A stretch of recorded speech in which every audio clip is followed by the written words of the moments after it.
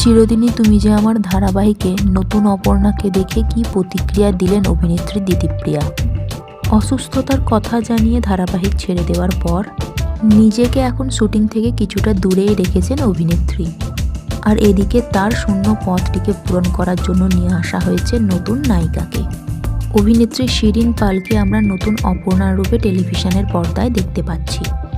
ধারাবাহিকের পরিচালক এবং অন্যান্য সদস্যরা জানিয়েছেন, নতুন হলেও অভিনেত্রী বেশ দক্ষতার সঙ্গেই চরিত্রটিকে পূরণ করছে এবং শুটিংয়েও যে তিনি খুব ভালো দক্ষ তা কয়েকদিন শ্যুট করার পরই তারা জানতে পেরেছে এবং সিরিয়াল কর্তৃপক্ষ আশা করছে তিনি দর্শকদের মন জয় করে নিতে পারবে।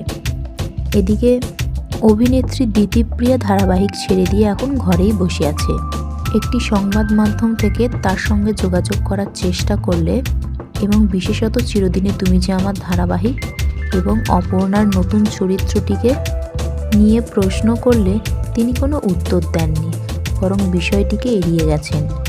সম্ভবত তিনি আর কোনো কন্ট্রোভার্সির মধ্যে জড়াতে চাননি, কারণ এই বিষয় নিয়ে এর আগেও অনেক জল্পনা হয়েছে। বরং ধারাবাহিকটি যাতে সুষ্ঠুভাবে এগিয়ে যায় তিনি সেই কামনাই করেছেন। এছাড়া অন্য কোনো মন্তব্য তিনি করেননি।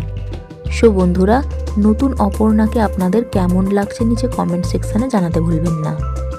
ভিডিওটি ভালো লেগে থাকলে লাইক, শেয়ার এবং চ্যানেলটিকে সাবস্ক্রাইব করে রাখবেন।